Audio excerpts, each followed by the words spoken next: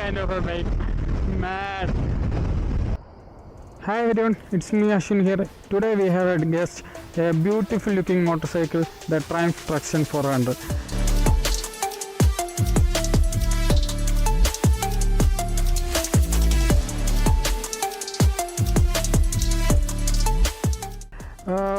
Just look at that, what a beauty അല്ലേ. ഭയങ്കര രസമാണ് കാണാൻ. രാവിലെ റെഡ് കളറിൽ കാണാൻ അടിപൊളിയാണ്. അതുപോലെ തന്നെ വണ്ടി കാണാൻ മാത്രമല്ല ഓടിക്കാനും ഭയങ്കര ബ്യൂട്ടിഫുള്ളാണ്, ഭയങ്കര പവർഫുള്ളാണ്, ഭയങ്കര റിഫൈൻഡ് ആയിട്ടുള്ള ഒരു എൻജിനാണ്. ഇത് 398cc ലിക്വിഡ് കൂൾഡ് എൻജിനാണ്. ഇതിന് സ്പീഡ് കമ്പയർ ചെയ്യുമ്പോഴത്തേക്ക് 2 bhp കൂടുതലാണ്. ഇത് 41 bhp ആണ് വരുന്നത്. അതുപോലെ തന്നെ 37 Nm ഓഫ് ടോർക്കാണ് ഇതിന് പ്രൊഡ്യൂസ് ചെയ്യുന്നത്. ഭയങ്കര അടിപൊളി എൻജിനാണ്. ഒന്ന് റിങ് ചെയ്ത് പിടിച്ച് കഴിഞ്ഞാൽ ജസ്റ്റ് ഫ്ലൈയിങ് ആണ് വണ്ടി, പറയാതിരിക്കാൻ വയ്യ. നല്ല പവർഫുള്ളാണ്. ബിഗിനേഴ്സ് കുറച്ചൊന്ന് നോക്കി തന്നെ എടുക്കണം.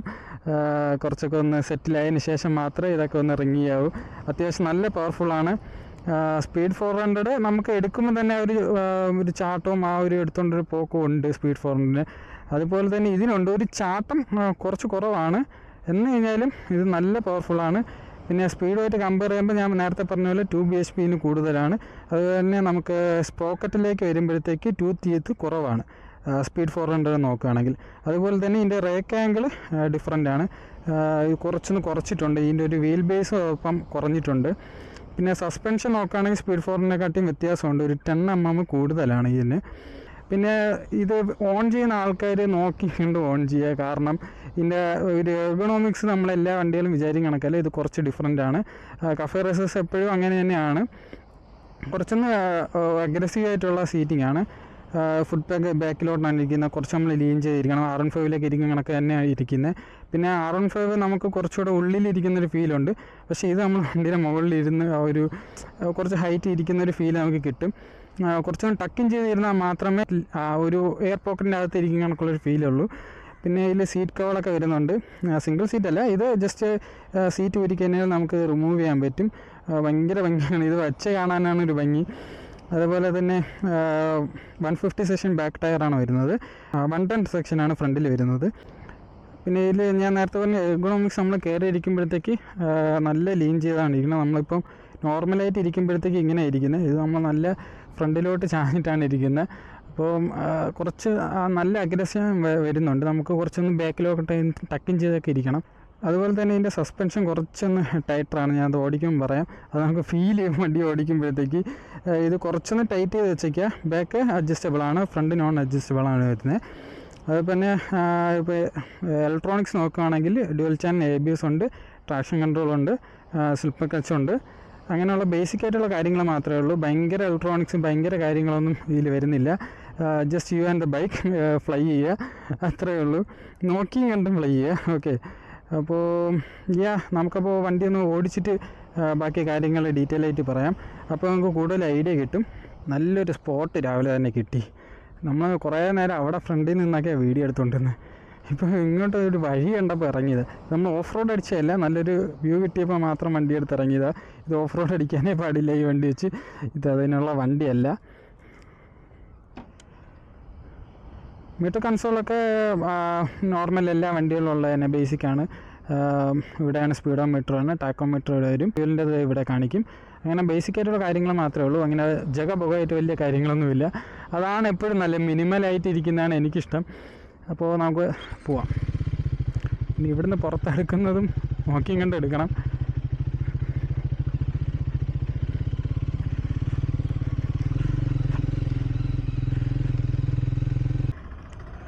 അപ്പോൾ നമ്മൾ ഹൈവേയിൽ എത്തിയിട്ടുണ്ട്. ഇതിൻ്റെ ഒരു എക്സസ് നോട്ട് ഞാൻ കാണിച്ചു തരാം.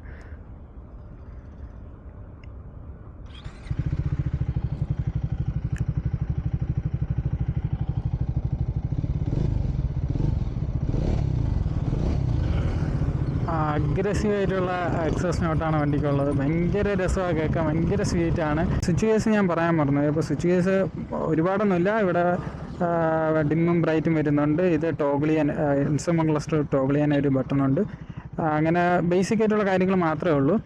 അപ്പോൾ നമുക്ക് ജസ്റ്റ് വലിച്ചെടുക്കാൻ പറ്റുമെന്ന് അറിയില്ല, കുറച്ച് തിരക്കാണ് ഇവിടെ. പോകുന്ന വഴിക്ക് കാണിച്ചു തരാം. അതും പോരാത്തതിന് പോലീസ് വന്നിട്ടുണ്ട് ബാക്കിൽ. അതുകൊണ്ട് നമുക്ക് ആദ്യം നോർമലായിട്ടൊന്ന് പോവാം. ഇത് ഭയങ്കരമായിട്ട് ക്രൂസ് ചെയ്ത് പോകാനും പറ്റിയൊരു എൻജിൻ തന്നെയാണ്. നമുക്കിപ്പോൾ ഫസ്റ്റ് ഗിയറിൽ ഞാനിപ്പോൾ പോകുന്നത് 40+ പോകുന്നത്. ഭയങ്കര അടിപൊളിയായിട്ടാണ് പോകുന്നത്. ജെർക്കോ നോക്കിങ്ങോ കാര്യങ്ങളോ ഒന്നുമില്ല. ഭയങ്കര രസമായിട്ട് പോകാം, ക്രൂസ് ചെയ്ത് പോകാൻ പറ്റും. പിന്നെ ഇത് ക്രൂസ് ചെയ്യാൻ പോകാൻ പറ്റുന്ന ഒരു വണ്ടിയും അല്ല ആക്ച്വലി. ബട്ട് ഞാൻ അത് പറയാം, നമുക്ക് അങ്ങനെയും പോവാം. അത്രയും രസമുള്ളൊരു എഞ്ചിനാണ്, അത്രയും ടോർക്ക് ആയിട്ടുള്ള എഞ്ചിനാണ് ഇത്. ആക്ച്വലി വണ്ടി എടുത്തിട്ട് ഇപ്പോൾ ഏകദേശം 3 മന്ത്സോളം ആയിട്ടുണ്ട്. ഫസ്റ്റ് സർവീസ് കഴിഞ്ഞു. ഫസ്റ്റ് സർവീസിൽ 2000+ ആണ് നമുക്ക് വന്നിട്ടുള്ളത്. ഇതിൻ്റെ കോസ്റ്റ് ആയിട്ട്, സർവീസ് കോസ്റ്റ് ആയിട്ട് വന്നിട്ടുള്ളത്. Which is kind of okay. അങ്ങനെ ഭയങ്കര സർവീസ് കോസ്റ്റ് ആയിട്ട് തോന്നുന്നില്ല. എൻജിൻ ഓയിൽ മാറ്റിയിട്ടുണ്ട്, ഫിൽറ്റർ മാറ്റിയിട്ടുണ്ട്, പിന്നെ കൂളൻ്റ് ഒരു ടോപ്പ് അപ്പ് ചെയ്തിട്ടുണ്ട്. അങ്ങനെ കുറച്ച് കാര്യങ്ങളൊക്കെ ഇവർ ചെയ്തിട്ടുണ്ട്. അതിന് വന്നത് 2000 റുപ്പീസാണ് വരുന്നത്. 2300 സംതിങ് അങ്ങനെയാണ് വന്നിട്ടുള്ളത് നോർമൽ. ബാക്കി വണ്ടികളൊക്കെ കമ്പയർ ചെയ്യുമ്പോൾ അങ്ങനെ ഭയങ്കര ആയിട്ടുള്ള കാര്യങ്ങളൊന്നുമില്ല. എനിക്കറിയില്ല ഇത് എത്രത്തോളം ഓഡിബിൾ ആണെന്നുള്ള കേസ്. കാരണം വണ്ടിക്ക് നല്ല സൗണ്ട് ഉണ്ട്, അടിപൊളി സൗണ്ടാണ് വണ്ടിയിൽ നിന്ന് വരുന്നത്. അപ്പോൾ അത് എത്രത്തോളം മൈക്കിലേക്ക് കയറുന്നു, എൻ്റെ വോയിസ് എത്രത്തോളം വരുന്നു എന്നൊന്നും അറിയില്ല. Let's see. ഒരു ഓപ്പൺ റോഡാണ് കാണുന്നത്. ട്രൈ ചെയ്ത് നോക്കാം. ഞാനിതിൻ്റെ പുള്ളിങ് ഇപ്പം കാണിച്ചു തരാം.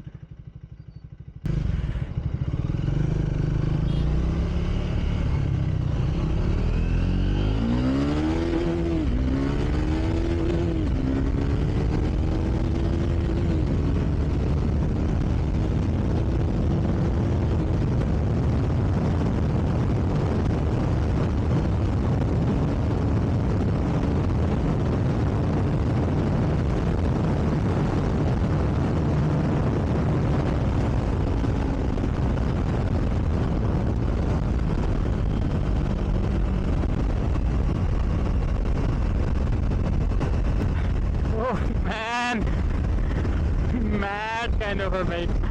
Mad. ഒന്നും പറയല്ല. ഇതിൻ്റെ ഒരു എക്കണോമിക്സും ഒരു ഏജും കാര്യങ്ങളും വേറെ ലെവല്, നെക്സ്റ്റ് ലെവല് പവറും കാര്യങ്ങളാണ് ഇതിൽ നിന്ന് കിട്ടുന്നത്.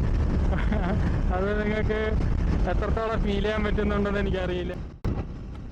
ഇത് ഇപ്പോൾ ഓൾമോസ്റ്റ് ഒരു 1300 കിലോമീറ്ററോളം വണ്ടി ഓടിയിട്ടുണ്ട്. അപ്പോൾ അതുകൊണ്ടാണ് എൻ്റെ ഓണറായിട്ട് ഞാൻ സംസാരിച്ചിട്ടുണ്ട്. അപ്പോൾ ഓണർ കംപ്ലീറ്റ്ലി ഹാപ്പിയാണ് വണ്ടി. ആൻഡ് നിങ്ങൾ ശ്രദ്ധിച്ചോന്നറിയില്ല, ഇപ്പോൾ ഈ റോഡിൽ കാണുന്ന ഈ അണ്ടുലേഷൻസ് എല്ലാം എൻ്റെ ബോഡിക്കും വണ്ടിയിലും കയറുന്നുണ്ട്. ബിക്കോസ് ഇതിൻ്റെ സസ്പെൻഷൻ ഭയങ്കര സ്റ്റിഫാണ്. സ്റ്റിഫ് ഇൻ ദ സെൻസ് ഭയങ്കര സ്റ്റിഫാണ്. നമുക്ക് ഇപ്പോൾ ഇതിൻ്റെ ബാക്ക് സസ്പെൻഷൻ കുറച്ചൊന്ന് ടൈറ്റർ ആക്കിയിട്ടുണ്ട്. ബിക്കോസ് ഇതിൻ്റെ ടയർ ആക്ച്വലി ഒട്ടും നല്ലതല്ല. MRF കിടക്കുന്നത്, വെരി ബാഡ് ടയർ. ഇപ്പോൾ ആരെങ്കിലും ഈ വണ്ടി ഓൺ ചെയ്യുന്നുണ്ടോ, ഇല്ലെങ്കിൽ എനിക്ക് തോന്നുന്നു ട്രൈംഫിന് ബാക്കിയുള്ള സീരീസിനും ഈ ടയറൊക്കെ ആണെന്ന് തോന്നുന്നു വരുന്നത്. അപ്പോൾ ഈ വണ്ടി നിങ്ങൾ എടുക്കാൻ ഉദ്ദേശിക്കുന്നുണ്ടെങ്കിൽ ഫസ്റ്റ് നിങ്ങൾ വണ്ടി എടുക്കുക, കുറച്ചൊക്കെ ഒന്ന് ഓടിച്ച് വണ്ടിയൊക്കെ ഒന്ന് സെറ്റ് ആയതിനു ശേഷം ടയർ റീപ്ലേസ് ചെയ്ത് നല്ലൊരു ടയറിലേക്ക് പോവുക. ആൽഫ H1 ഇല്ലെങ്കിൽ മെഷ്ലിനോ അങ്ങനെ എന്തെങ്കിലും നല്ല ബ്രാൻഡഡ് ആയിട്ടുള്ള നല്ല ടയറിലേക്ക് പോവുക. ഈ ടയർ ഈ വണ്ടിക്ക് ഒട്ടും സൂട്ടല്ല. ആൻഡ് ഇതിൻ്റെ ബ്രേക്കിംഗ് അടിപൊളി ബ്രേക്കിംഗ് ആണ്. ഫ്രണ്ട് ബ്രേക്ക് മാത്രം മതി വണ്ടിയെ പിടിച്ചു ചേർത്താൻ. അതിപ്പോൾ നിങ്ങൾ ഏത് സ്പീഡിൽ വന്നു കഴിഞ്ഞാലും നല്ല ഓപ്പൺ റോഡും പരിപാടികളൊക്കെ ഉണ്ടല്ലോ.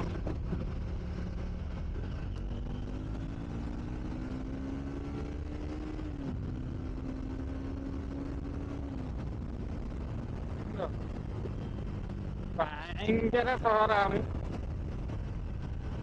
And just drop A gear and disappear എന്ന് പറയില്ലേ, അത് എക്സാക്ട്ലി നമുക്ക് ഈ വണ്ടിയിൽ കിട്ടും. ഒരു ഗിയർ ഡൗൺ ചെയ്തൊന്ന് ഫുൾ ത്രോട്ടിൽ അടിച്ചു കഴിഞ്ഞാൽ ഭയങ്കര രസമാണ്. ഇത് കയറി അങ്ങ് പോകുന്ന പോലും നമ്മൾ അറിയില്ല. പിന്നെ കയറുന്ന പോലെ തന്നെ നമുക്കൊരു പെർട്ടിക്കുലർ ഒരു 7000 RPM ആ ഒരു റേഞ്ചിലേക്ക് വരുമ്പോഴത്തേക്ക് നല്ല വൈബ്രേഷൻ ഉണ്ട് വണ്ടിക്ക്. വൈബ്രേഷൻ ഈ ഒരു പാനലിൻ്റെ ഈ ഒരു ഭാഗത്തായിട്ടൊക്കെയാണ് വരുന്നത്. ഫുഡ് ബാക്കിൽ അറിയാൻ പറ്റും, ഹാൻഡിൽ ബാറിൽ അറിയാൻ പറ്റും, നമ്മൾ എൻ്റെ ആ ഒരു പാനൽ വൈബ്രേറ്റ് ചെയ്യണതൊക്കെ നമുക്ക് അറിയാൻ പറ്റും. പിന്നെ it's A single cylinder engine, 400cc ആണ്.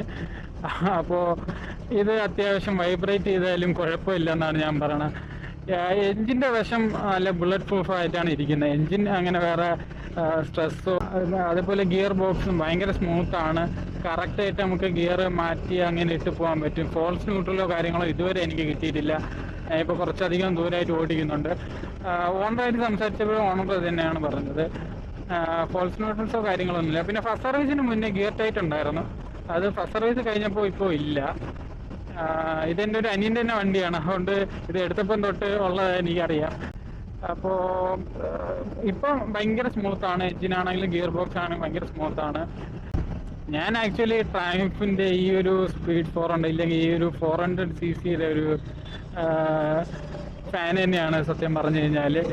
കാരണം അത്രയും റിഫൈൻഡ് ആണ്, അത്രയും പവർഫുൾ ആണ്. Oh man, look at that scene. Okay, actually എയർപോർട്ടിൻ്റെ അടുത്തായിരിക്കുന്നത്. അപ്പോൾ ഞാൻ ആക്ച്വലി ഈ ഒരു സീരീസ് ഓഫ് ബൈക്കിൻ്റെ ഒരു ഫാൻ തന്നെയാണ്. കാരണം നല്ല റിഫൈൻഡ് ആണ്, നല്ല പ്രീമിയം ക്വാളിറ്റി നമുക്ക് വണ്ടിയിൽ നിന്ന് ഫീൽ ചെയ്യും. നല്ല പ്രീമിയം ക്വാളിറ്റി ഉണ്ട്. എല്ലാ സ്വിച്ച് ഗിയേഴ്സ് കാര്യങ്ങൾ എല്ലാത്തിനും ഭയങ്കര ഒരു പ്രീമിയം ഫീലുണ്ട്. പിന്നെ എനിക്ക് കൂടുതൽ ഇഷ്ടം സ്ക്രാംബ്ലർ ഒരു വണ്ടിയാണ്, അടിപൊളിയാണ്. പിന്നെ ഇപ്പോൾ കഴിഞ്ഞ ദിവസം ട്രയംഫ് ഇവരുടെ 400cc, അതായത് ഈ എൻജിൻ, ഈ പെർട്ടിക്കുലർ എൻജിൻ അവർ 350 എൻജിനാക്കി ഇറക്കുന്നു എന്നൊക്കെ ഒരു ഇത് ഉണ്ടായിരുന്നു. ആക്ച്വലി എൻജിന് വേറെ വ്യത്യാസമൊന്നുമില്ല, എൻജിൻ ഇത് തന്നെയാണ്.